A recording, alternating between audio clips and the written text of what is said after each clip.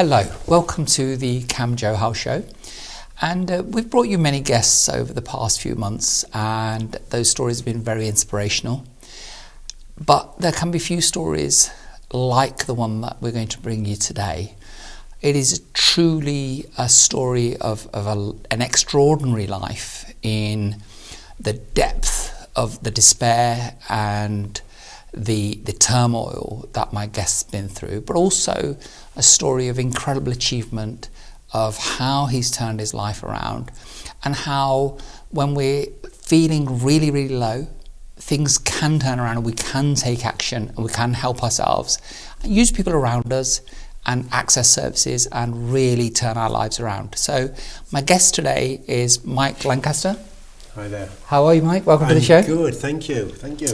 So, you know, when we interacted and I asked you for tell me what the story is. Yes. I could have cried. Okay, yeah, it's It, really hit me there. And I said to you, didn't I, this is a movie or this is a film and a book and all sorts of things, right? Yes. So things are all good now. Yes, very good. Really, really good now. Okay, I want to tell that to our audience that we're going to talk about some subjects that are not particularly comfortable. Mm-hmm. But we're not afraid of that, because sharing really is caring, and it helps people, right? Because there may be somebody else in your situation at some point of your life that can relate, and we can help, can't we? 100% so. I think that's why I share the story out there, so people can see, and get some hope that there is some positive things can take from it. Yes. So you're from the northeast of England? I am, yes, originally. Home is now Birmingham? It is, Kings Norton. Okay, great place. Yes. So tell us, right from the beginning, what are your earliest memories of life, and what was family life like? So, as a child, not great. From the ages of 7 to my early teens, I suffered physical abuse at the hands of my dad. Yeah. Which would be belt buckles, it would be punches to the ribs, kicks to the back. Mike, why? So at the time, I never knew. I had long hair at the time, I could flick my hair, I could say a word in a certain way, and it would be the punch. It was never explained why.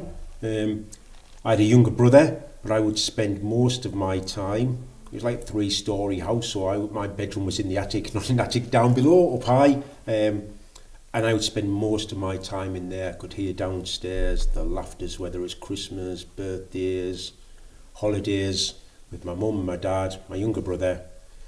I'd stay out the way pretty much with sort of my imaginary friends in my imaginary world. So life's okay for the three of them? Yeah. And you're excluded? Excluded. If I was involved, it was household chores in the kitchen, it was down at the local allotment, locking up, feeding the hens, coming back, grab a tray of food, get up to your room. As I say, if I looked a certain way, behaved a certain way, that was going to be a belt buckle. So you ate alone? Yes. So totally excluded. A tray, and I'd be sent up to my room with my food. Okay. Most days. So later on, we're going to share the reasons why that may have been so. Yeah. But nothing justifies that treatment, does it? No. I spent time. When things got too bad, when my mum would get on to my grandparents, can Michael come and stay down there for a couple of days? Okay, so I obviously know what happens here. So your mum, she's witnessing this. It's a beating, isn't it? Right? Yeah. Because in my own community, corporal punishment is there. You get a slap from your dad, or, you get a slap behind the legs. There's all sorts of parents have done all sorts of things. Mm-hmm. But that's a difference between a disciplinary slap round the head or whatever it might be and a beating, isn't there? Yeah, this was and don't get me wrong, at times I was an unruly child and I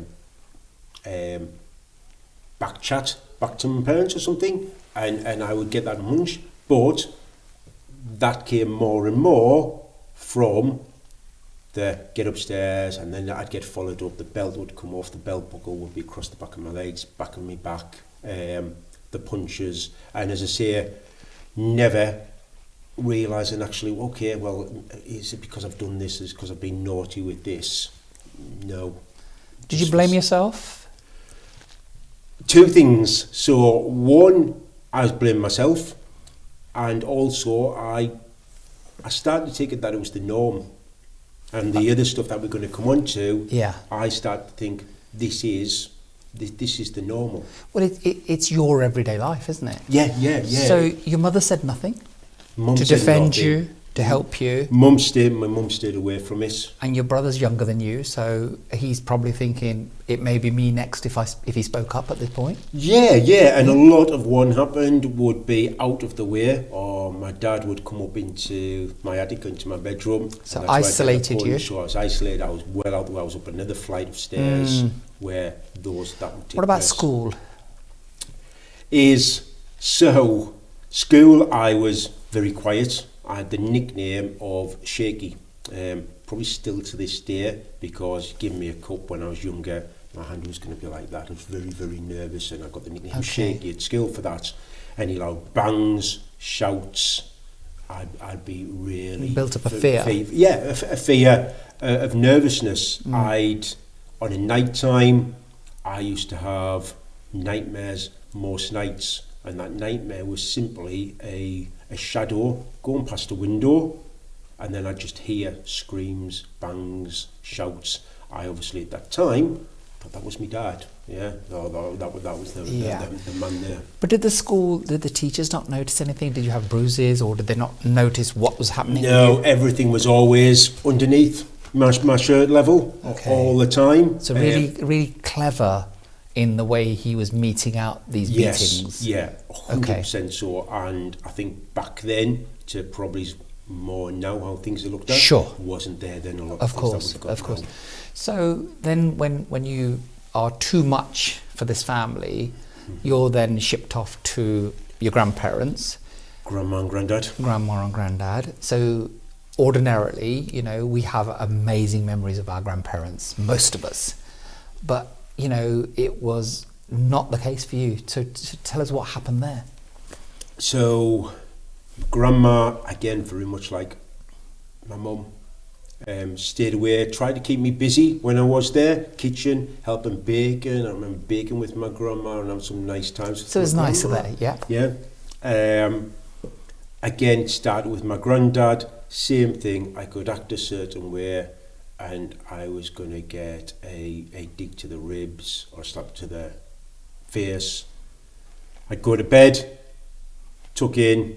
When I was staying there, my granddad would come in, and it started where he would come in, and I can always remember him apologising, didn't mean to hit you there, slap you there, and he'd rub my arm or my leg, and then he'd take that a step further, and then for a number of years when I stayed there, he would touch me and abuse me.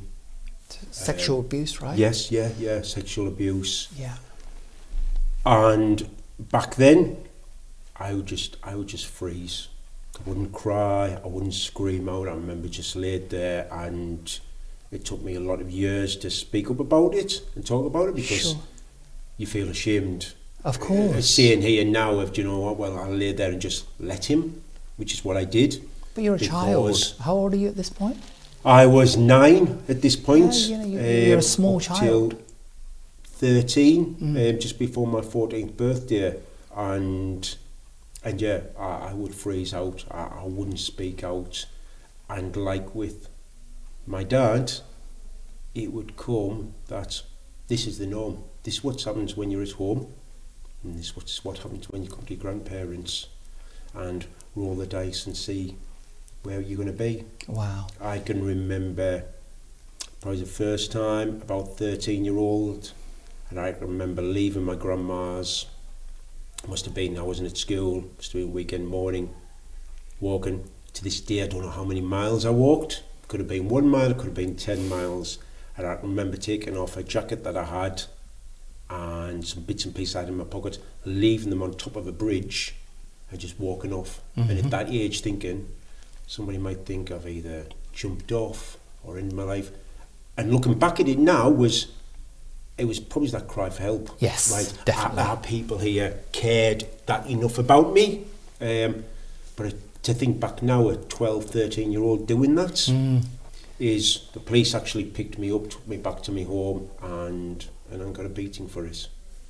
So the police didn't ask why you did it. It was a cry for help, wasn't it? Yeah, it was very much so. When I look back now, yeah, very much so a cry for help. If somebody just come and put your arms around and say, this is all right. Yeah, and of course, things have changed in terms of social services and the police's attitude today. Yeah, very much but, so. To what it was so because we're going back, 25, 30 years, 40 years as to what was, and things were very different. Very much so. So you come back and you get a beating. And did you ever try and reach out to either your mother or your grandmother or anybody else that, look, this is what's going on? Or did you think it was, like you said, you're ashamed of what's happening? Ashamed, thinking it's the norm. I can always remember times when it was just me and my mum, when it maybe be in the kitchen, and I always remember a few times I'd given me a hug and just sort of, shh, and it's all right, as though she wanted a bigger discussion with me or a talk, but I think she was scared as well. And this is, often the case that if there is an abuser in the house, we say, why don't other people speak up? But it's usually because they're scared too, right? Yes, and the women were, my mum was, and we'll come on to that, of the reason why.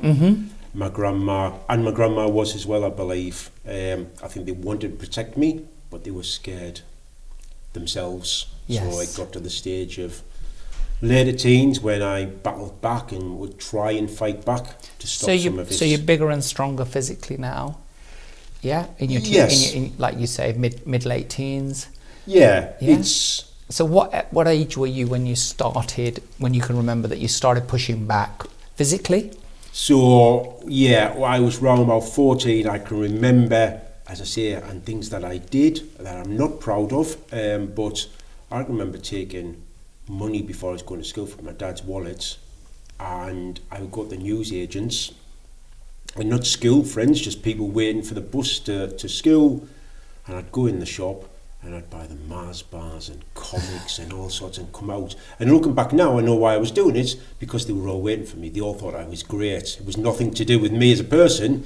It was because I was giving them this stuff. So you're buying friendship, right? Yeah, buying friendship, buying love that I wasn't getting. Yeah. Do you also think that you were taking money to get back at him? Was that one way do you know to even anything? Potentially, yes. I've never actually thought about it that way, but possibly, yes. But yeah, I take it, and I think initially was probably for that reason. And then when I saw the sort of what it classed then as love and people taking notice of me, but what they were interested in was what I was getting them, not me as a person. Of course. Did he ever find out? Yes, okay. And again, that led to a beating again. And I remember that being the time, it's been about 15, when I threw a punch back at him. And not a fight as such, but I defended myself. Yes. I threw back. I usually came off worse, but the beatings as such would come less the last few years that I was there. So when you started defending yourself, number one is, after you'd taken money, well, let's face it, you stole money from him. Yeah. Did you care that you were going to be beaten for it, or were you thinking, I don't care, I've taken this from you? Yeah, do you know what? There was the thing of thinking, do you know what? I won't get caught, because that wasn't on my mind, even though somebody's going to say, well, where's that £20 gone? Of course. But that doesn't cross my mind. What crosses my mind is, do you know what? I'm going to have 12 kids at the shop that are going to think I am a superhero. The man. The man. Yeah. And that was what was important. The consequences never came across my mind. And I was getting the beatings, if you like, with or without taking the money. Yes. So that made no difference. Okay. So you start pushing back when you're 15. Yeah. So how long does that carry on for? How long? And you went to school, I presume, till you were 16? Yeah, that for a couple of years. So just after my 17th birthday, I moved out with a friend. I started working when I was 18. One thing that has followed me over the years is I've always managed to work and do okay. Yeah. And I got a flat above a butcher's. I remember paying £40 for everything and thought, this is great. Didn't Fantastic. think about council tax or other bills. Yes. I just thought, you know what? I've got a place here, shared in a room, but I can do my own thing. I was working, money was coming in. So you're 18 now. Yeah. You're living independently. Yeah. And so your father stopped the beatings, obviously, because as you got bigger. So do you think he realised that he was in danger of getting that beating returned to him by you, or what do you think it was? I don't think so, because when I left, my mum didn't want me to leave at the time. She wanted me staying there. Again, when I look back at it now, if it was protection for her, I don't know, but I can always remember horrified when I said, that's it, I am going. And I didn't speak with my mum and dad for probably 2-3 years then, that we didn't speak. I was doing my thing, looking for the perfect relationship. Okay, before that, so what happened with your grandparents? So when I started pushing back, that was to my granddad as well. Okay. Me, push back, and I would go to my grandparents less, and when I did go, there'd be nothing. It would just stop. Was he even looking at you then? No. So that stopped when I was about 14-year-old. Okay. Yes, I was getting bigger. To this day, what stopped it? Looking back, I don't know what stopped it. I don't know if that was grandma, if something else was said, but that just came to a stop. Mike, which side of the family were your grandparents on? Was my that mum's. So your granddad wasn't your dad's dad? No. Okay. It was on my mum's side. Okay. So what was the age difference between you and your younger brother? He's 8 years younger than me. So big difference. Yeah, Yes. big difference. Okay. Yes. So you moved out, you're 18 years old, living with your friend and thinking, good God, is this life really like this? Yeah, and again, money was in one hand and out the other, and I was doing what probably a few 18-year-olds were doing, and 19-year-olds at that time, of going out, drinking, and I was looking for the perfect relationship. Okay. I met somebody, and within 7 months was planning to get married. She had her own issues, and I was like, you know what, now I can be the person to try and save you. Okay. At the time, sort of anything in what had gone on with my life, back of the head, forget about that, let me try and... Did you bury it or did you deal with it? No, buried it. Just buried it? Buried it. I thought I dealt with it. Sure. By burying it. Yeah. And tried to help, even back then, other people with their issues, Okay. dealing with mine. And what I did for a number of years is I put a mask on. So I met her friends, and again, some things I'm not proud of. So her friends back then smoked stuff, did some drugs, cannabis, etc. And I wanted to fit in. Okay, so you did the drugs and everything as well? So I got involved with that, is from the point of view of feeling I had to do that to be loved and part of what was going on. Then thinking I need to have this or I want this. It was never about that. It was just to fit in.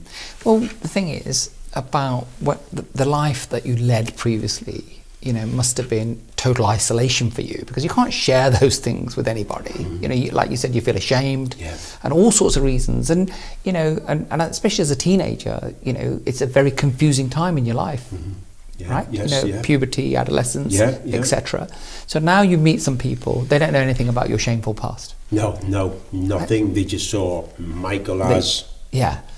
And you now want to compensate and be the life and soul of the party and fit in and have friends. I was probably doing what I was doing when I went to that newsagents and bought them all Yes. comics and Mars bars of, right, I'll come down and yes, I'll smoke some of that and I'll have some of that. Did I want it? Did it make me feel great? No, it made me feel terrible. But those people that noticed me, I was fitting in. Brilliant. Again, I started work, so the people I was kicking around with at the time, not many of them worked at all. Okay. So then suddenly I'm coming a little bit more outcast because I'm coming back from my job and I want a cup of coffee, I want a cup of tea, I want to go to bed early. So then all this group of people start going that way and Mike's suddenly becoming the boy in the attic again, if you like. Yeah, isolated again. His own, isolated, because that was the real me. And I ended up with my own issues and that marriage ended up being over. So you got married? So How long did it last? 2 years. Okay. 2 years. And again, something I'm not proud of because you go into these marriages, wanting it to last forever. But what I did over a number of years is put the masks on to fit in and not be probably myself because I didn't know who I was at the time. It was always about fitting in. That ended. Was on my own for a while and then I heard my grandma had passed away. So I had gone over to the bungalow and there were some bits and pieces left for me. Some cards I had made at school, which funny enough at school I had made cards and a lot of things I made at school had actually gone to my grandma than actually my mum. Okay. Got those. And there was a photo, basically. There was a black and white photo and back then parents, grandparents used to write on the back of them and it said age 5 John Robson, although the photo was me. So for our viewers who may not have quite followed, Yeah. So what did you think your name was? My name is Michael Lancaster. Michael Lancaster. Yeah. And the back of this photo, which is of you. Yeah, me. And you've never seen it before? Never seen it before. And you're 5 years old on the photo? 5-year-old. And on the back of the photo it says? John Robson. John Robson. Yeah. Okay. Yeah. So did it say, because obviously anybody could have written John Robson on there. So what happened then? So obviously taken aback because my grandma's not there to think, you're looking at this photo thinking that's me and this is in John Robson on the back. So you sort of, what's going on with this? Some triggers were there because as an early teen, there was times when I would walk through my local village, and not all the time, but a few people, older people, parents if you like, would go, or I'd get on a bus, "You're right, John," and I'd go back and tell my mum. Okay. And my mum would say, "They've mistaken you. They just think you're somebody else, they've mistaken you." So those sort of signals came back. It's only a few times, but when you see this photo and go, hold on, hold on, something's... The dots begin to connect, right? Went to my parents. Now, I hadn't seen my parents for 3-4 years by now. Got there, and my mum opened the door. I was invited in. "How you doing?" "Yeah, all right." And I took the photo out, and to this day I won't forget the look of just paleness just went from my mum. So you showed her the photo? Yeah, showed the photo and said, who's John Robson? I still hadn't clicked at that point when I said who's John Robson to go, yeah, well, it's your photo with John Robson. I was still, who's John Robson? Yeah. "We're not talking about this." "What do you mean we're not talking about this? What's going on?" I kicked off then. My dad came back from the allotments. "Who's this? What's this going on?" Now, out the house. I think I exploded a little bit and police came out to the house and eventually mum and dad were taken upstairs. They're in the bedroom. Called me up, police were downstairs. I still remember to this day my mum screaming, going, don't tell him. And my dad went, he's got to know. Yeah. He has to know. Police were downstairs, mum was screaming. And I'm stood there still thinking, I haven't got a clue what is going on here. And he said, he's not my dad. He says, I'm not your dad. He's basically your stepdad. And Paul is not your brother. That's your stepbrother. Mm-hmm. And then they started to tell me about my dad, your real dad. Actually, my real dad, he's actually called John Robson as well, is schizophrenic, psychotic, all these things that they were telling me at the time, and none of it was sinking in. Yeah, of course. None of it was going sinking over your in head. Because all I could think about was, hold on, you're not my dad. That's not my brother. This shadow nightmare that I've had, who is that? That I've had for years. So none of it's sinking in. Calmed down. I had left. Police had gone back. I went back home a couple of days later. See my mum and said, okay, I need to find my dad. But tell me something. So many people, your mother had remarried. Yes, yeah. Right, so she was your mum. Yes, yeah. And your brother was from her second marriage. Yes, so yeah.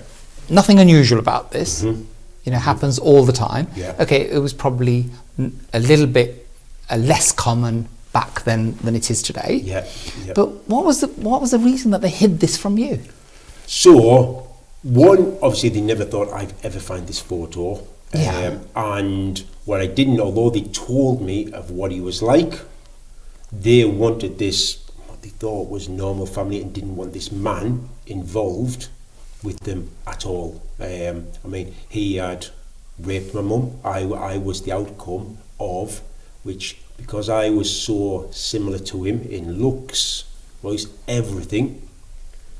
Some of the things that my granddad did to me and dad did to me, stepdad did to me, I was a constant reminder to my grandma and to my mum of my real dad in looks, behaviours, everything. But obviously 9, 10, 11, 12, 13, you don't realise that, because I just think that's my dad.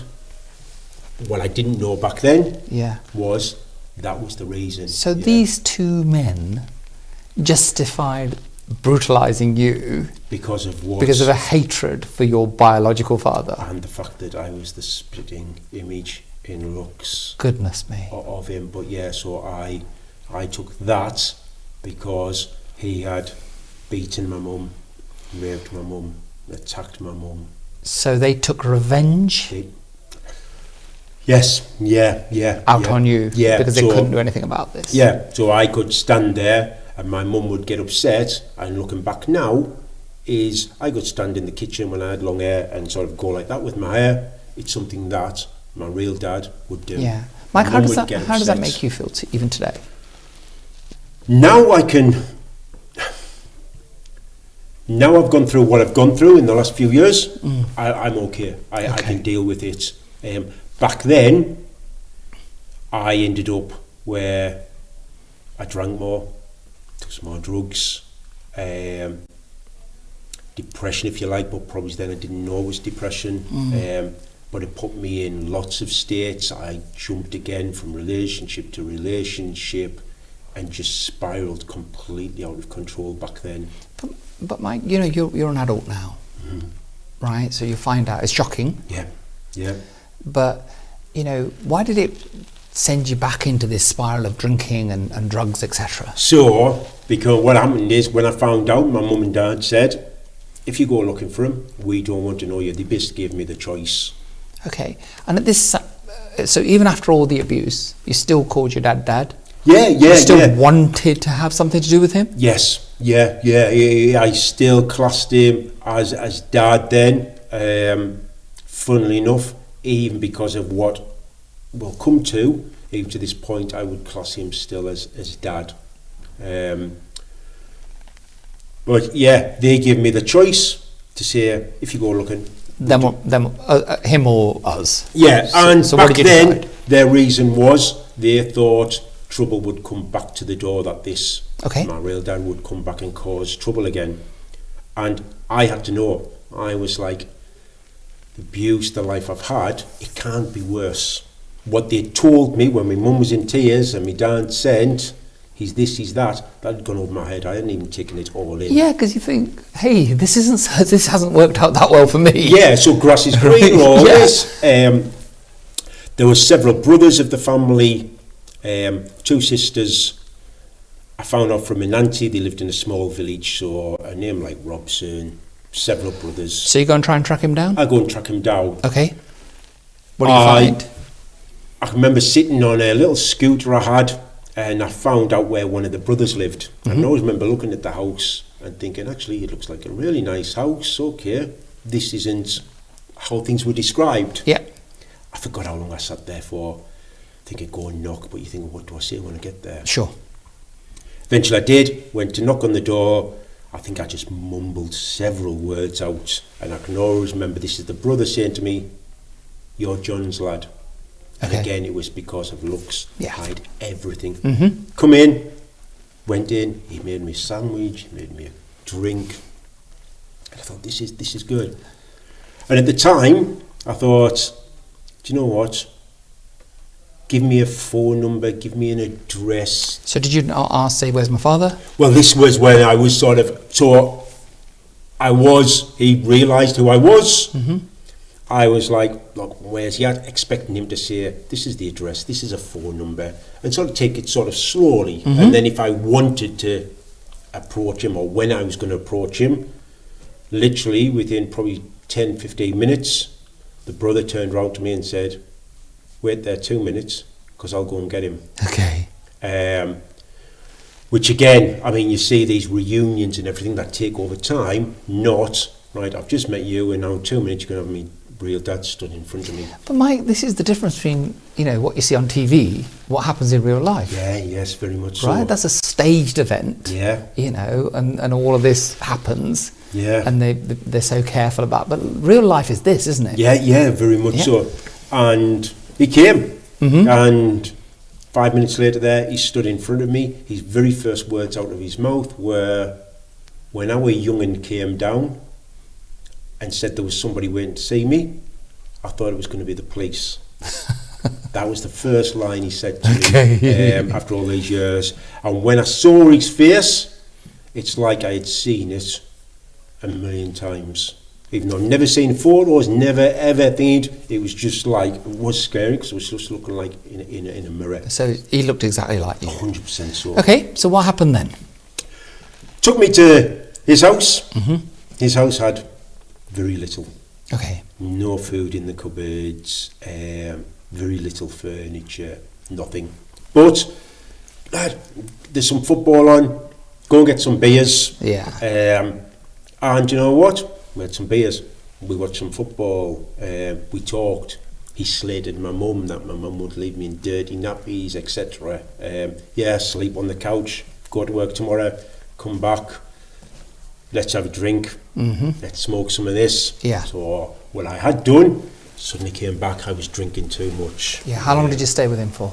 I was with him for 2 years. Okay. 2 years, and then I got a flat in the same town as him, started working, same thing as the marriage. I sort of drifted off a little bit. This isn't exactly what I want. I'm working, I still want that partner, I want this happy family. Thing with that, drifted off from him for a while, was working, and then one day he came through the shopping centre, so I was a security guard. And he came through with a woman, and he's like, when you finish work, nip next door for a drink. Finished work, thought, do I go back to my flat? I'll go and see him. He's with a woman. Okay, see what's what. Went in there, got a drink, sat down in this pub, and this woman had a bust mouth, and he said she had fallen down some stairs. So this is your biological father's partner? Yeah. Okay.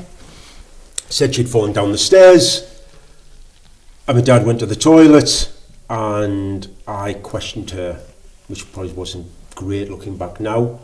How's that really happened? She was saying, shh, don't say anything. And I pushed and pushed, and she said, yes, yeah, he had done this. And that was the one point that everything that I'd heard that he'd done to my mum, what my mum had told me back then, it all came to the forefront of actually, do you know what? That she was right.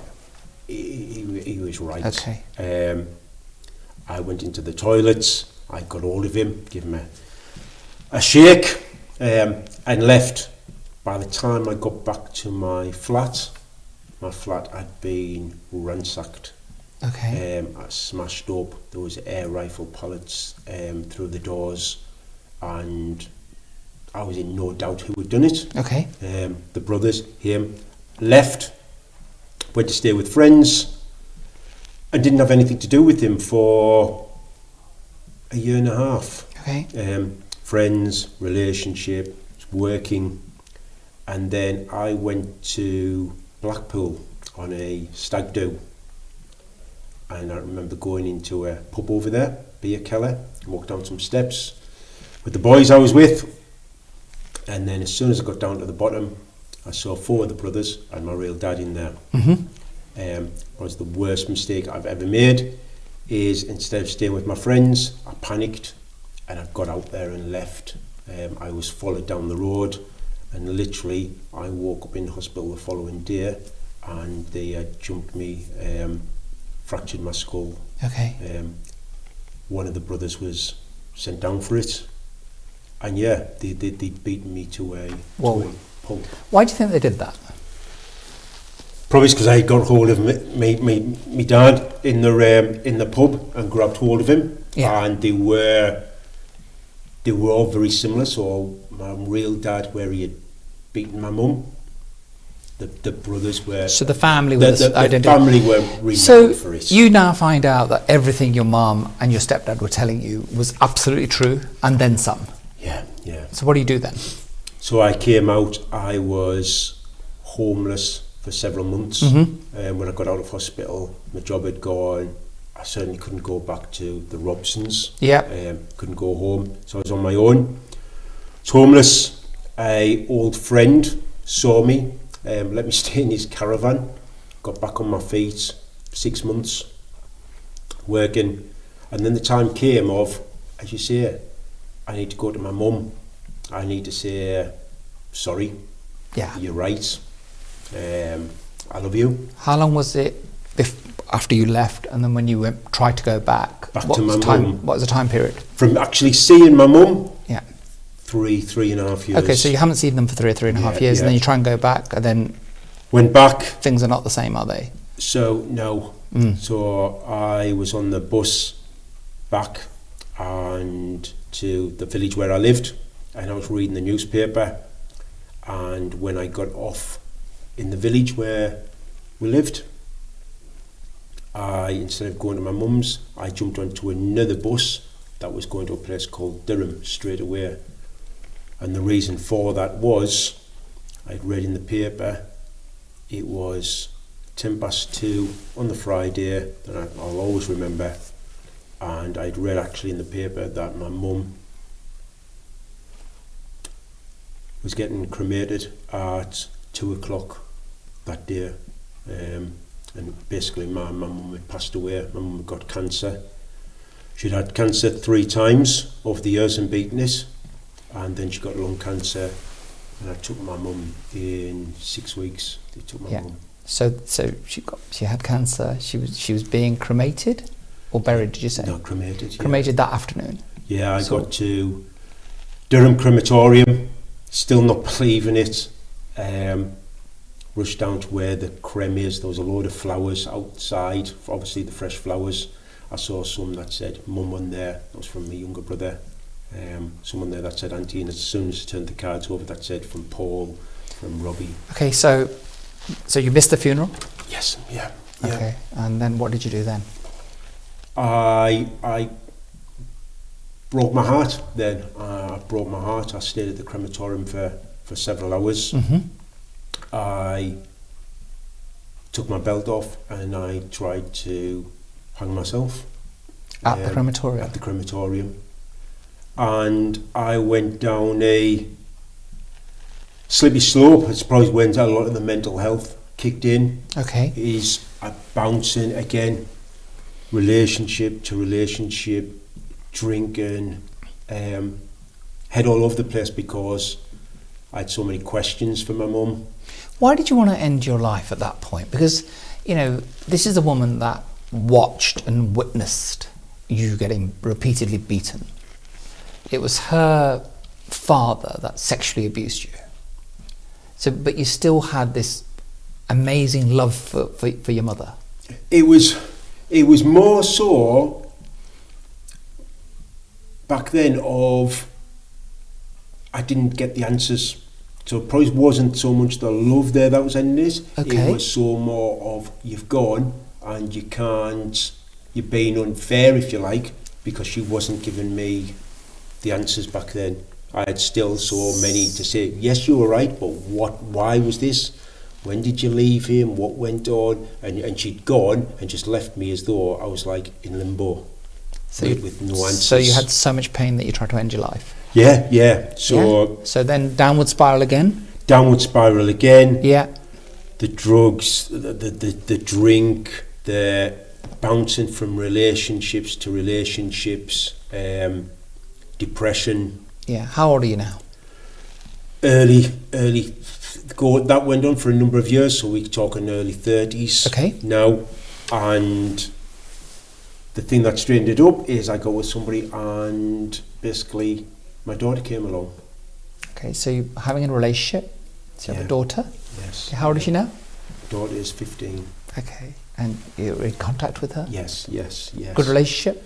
Yes, yeah, Excellent. Good relationship. There was a stage, so again, because I'd never, or even up to this point, I had seen counsellors, therapists, I had been put on what we class as happy pills, antidepressants, all of this, to try and deal with issues. None of it worked. I was happy for it to stay back in my head and not dealing with it. So nothing's been addressed? You've been given medication? Yeah. What's it like, having a life like the one that you have, and then now you've got a child come along? Were you still involved with her mother?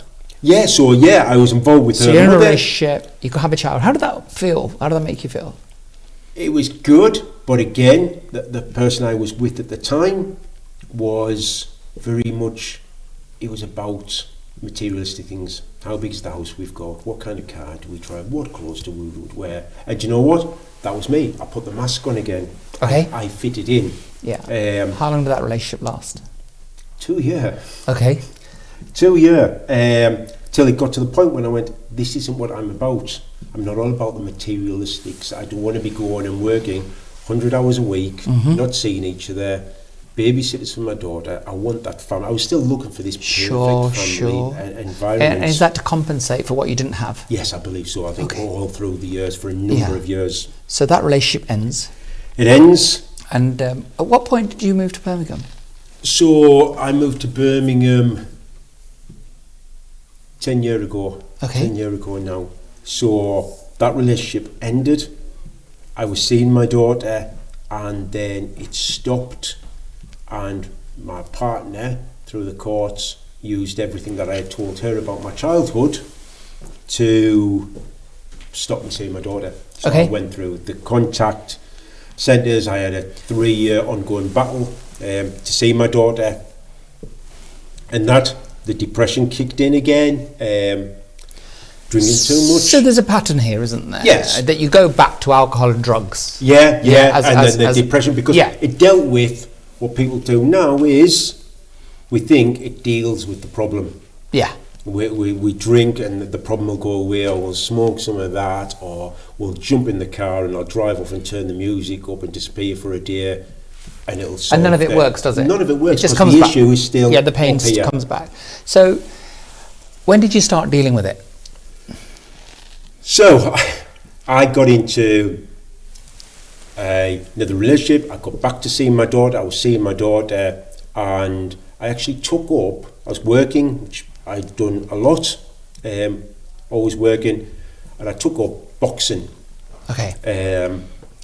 And yes, for the fitness side of it, but it let some of that frustration out. It let some of that anger out. Okay, so the boxing has really helped you, hasn't it?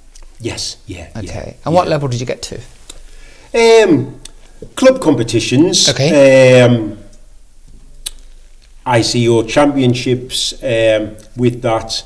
But again, it was more so, I was decent at it, but the pad work, the sparring, the fighting, I actually enjoyed being in the ring. And at times, actually, people find this really hard to understand. The punches I was getting back, I was actually enjoying it. Yeah. I was like, right, yeah, you give me that, but you know what, I can give it back this time, and probably saw somebody else, not my opponent, on the other side of the ring. Yeah, and it often happens that way, doesn't it? That you're taking out your frustration. Yeah. And taking that beating off somebody else doesn't really matter, does it? Yeah. There was a crazy enjoyment with it. And I went into a fight, slightly mismatched. It wasn't just the fight, I was working round the clock, wasn't eating well in the lead up to this fight. Had the fight, I lost, came out of the ring and collapsed 40 minutes later, and basically I had a stroke. So, and that affected some of my memory, affected my speech. Actually only for a number of weeks. They put me on medication that I'm still on to this day, blood thinners, etc. But what it did, I saw a number of specialists at Derby, at Burton. It brought all the childhood memories back. I would sit there with my partner at the time, and I'd start calling myself John. I'd start singing songs and thinking. So you're really affected now mentally by this stroke. You sort of regress back. Yeah, to some of those childhood memories, and they're fresh again now? They're fresh, yeah. You asked me what happened yesterday. I always couldn't remember. You asked me what happened when I was 7-year-old. I remember it clear as day. Okay, so today, life is not like that at all, is it? No. So, time waits for no man. And so, tell me now of all the joys that you have today, and how you've gotten there, and the tremendous support that you've had from amazing individuals. Yeah, so all them childhood memories came back. I couldn't deal with them at the time, and I was actually ready, probably the 5th time over 40 odd years, that I was going to end my life. Again? Yeah, because I couldn't deal with the childhood memories that were coming back at all. Everything was planned. I went to a motivational Strength to Succeed event, listened to some motivational speakers talking that had gone through hardships, traumas, and the one thing I actually realised, although it sounds really simple, is the person that is in control is me. What's past is past. Okay, so you start listening to positive messages. Yes, yeah. And you start attending positive seminars, and training events, and then that empowers you to come back and say, look, I'm in charge of this thing. Yeah, give me that belief that I can't blame in other people. Yeah. Isn't moving me forward. Yes. Worrying about the future, it's not even here yet. Okay, so the phrase that, it's not what happens to you, it's how you react to it, would never be truer, would it? Exactly, right? Yeah. And so things start turning around now? Yeah, and I believed there's a phrase by Mark Twain, 2 important days of your life. The day you're born, and the day you realise why. Why, yes. And that has cemented so much into me the last few years that, if I've gone through what I went through to do what I do now. So I shared my story on a couple of stages. In doing so, without even realising, I thought I'm just sharing my story. People came forward. Mike, thanks for that. You've inspired me to do this. Now you're inspiring me to do this. Right, I can actually go and speak with this person. I thought, okay, I've got a message out here to tell people, look, you can get through this. Yeah. I've been through their abuse. I've tried to take my life numerous times. I've been homeless, and I'm doing what I do now. If that can give other people hope, fantastic. So I started with motivational posts. They got more and more followers through. I did some running. I'd never hardly run in my life. Went out for a run, and I started noticing just everything around me. The colours, the buildings, sounds, everything. So I enjoyed running. From going 18 stone when I had my stroke, 6 months later I was running marathon distances, inspiring people with the fitness. I spoke on stages about my story. I trained through the COVID bit and became qualified therapist, counsellor, life coach, NLP practitioner, which I do again just to help other people out there. And the biggest thing is I came up with an idea called The Letter, The Journey. So I bought a push bike. I hadn't ridden a push. Say that again. The letter. The Letter, The Journey. The letter, the journey. And I got a push bike basically. I thought, I've done the running, what can I do next? I bought a push bike. Hadn't ridden a push bike for 25 years. Went out and I think I did about 70, 80 mile the first weekend I bought it. Okay, what can I do now? And I thought, I'll bike from Land's End to John O'Groats. Okay. Just like that. Yeah, as you do. As you do, as my mindset goes now. Yeah. And the people that said I can't, the only person that can say I can is me. Yeah. Nobody can tell me I can't do anything. It's here. So, and the belief was, if somebody was writing a letter, a positive quote, a poem, a letter of some sort, give it to me, and then I will give that to somebody on this bike journey. Okay. The man in the shop, the man walking his dog. What was the reason for that? What would that do for the man in the shop? Because not everybody, when I look back when I was homeless, the drink, the drugs, etc., back then I would have sold a phone if I had a phone. Yeah. Okay. And not everybody has got Sky TV to watch, or can go to some of these seminars and events, or can look at some positive posts on there. It's like, how can we inspire those people? Pen and paper. Yeah. So if I can give a letter, so they wrote notes. if I can give that letter to somebody and they open it up, and maybe they're just having a bad day and not in a great place, and they open it up and it puts a smile on their face, yeah, or gives them hope, or they pass that letter on to somebody else. Did those letters then have to be positive messages? Yeah, that's what you asked for. Anything positive quote, positive, anything positive to give to somebody that can just raise a smile on the face. Okay. Yeah? How many letters? So we are currently up to just over 700 letters. 700 letters. So did you do the bike ride? So the bike ride takes place next year. Okay. Starts in April, when over 2 weeks. Yeah. There's still more letters coming through, which will get delivered. And again, I think back when I was homeless and going through all this, if somebody had given me that letter, I might have just flicked a switch like that, potentially. And hopefully it inspires people. And I put the story out there, and I've had videos come through from the likes of Rafa Benitez, Ricky Hatton, Sir Bradley Wiggins, numerous sports stars, music stars, back in where I've been and gone through to what I do now. And for me, it is just about that. It's saying, look, listen to my story and look what I'm doing now, because if I can do this, do you know what? Anybody can do this. Brilliant. So you have a full-time job? I have a full-time job. I'm a national recruit manager. Yeah. The stuff that I do, the hypnotherapy work, the counselling, the life coaching, it's something I'm just passionate about. What a turnaround, eh? Yeah, and now I'm giving back in Birmingham, Kings Norton, Hawksley Community Centre. I'm doing a community group there for people just to come down twice a month, just to share problems, just to know there's somewhere safe to come and talk and have a coffee, have a tea, some biscuits, talk, and it'd be a safe environment. And what a wonderful end, to a story that at times is tragic, is so sad. But you've now used the positive messages that you got from motivational speakers. Yes. In books, and that really helped you to take charge and take responsibility for your own life. Yeah. And turn this story around to one where you're contributing now and helping other victims of the similar circumstances to yourself, who find themselves that, there's nobody out there to help them.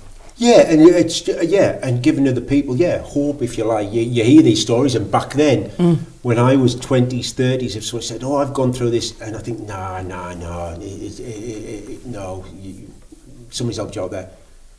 But now looking to think, no, Mike, you've done it. You've been in them places, and you have come through, and look what you can do now. Yeah. And it is one of those of thinking, if I can do this, let me tell you out there, 5 years ago, I'd have been the first person to say, rubbish, no, I am down, I have a depression, I do need those tablets, this is how it is and that's how it's going to stay. No, it can change. It can change. Yeah, and you've got to change it in here and think. The happiness starts, a lot of us look out there of, again, will that person make me happy? Will I be happy if I've got that car? Will I be happy if I've got that job? You might be, but not if you're not happy. Fix in here. Fantastic. Fix internal, and all the external stuff will sort itself out. Yeah. Mike, thank you so much for sharing that story. Thank you for your time. And I hope that, people listening out there and watching will be inspired. I hope so. Because life can be tough, can't it? It can be tough, but sometimes we're tough on ourselves as well. Yes. Yeah, definitely. So it's have the belief there, know what you're capable of, because we are all capable of so much more if we put our minds to it. Thank you so much. Thank you. Well, it's the end of another show, and a story and a show that's a little bit different to what we've done in the past. But we're not afraid to take challenges. An incredible story, and the message that I got from that is you're not alone. Don't beat yourself up about things that are out of your control. If you're in a situation, especially if you're young and adults around you are not acting like the responsible adults that they should be, there is help out there. There's plenty of people, plenty of organisations that you can reach out to. And the other thing is that if you're in that situation, know that you can turn it around. You need some help, and you will find somebody. There's enormous outlets out there that can help you with things. So until next time, goodbye. Thank you for watching. Bye-bye.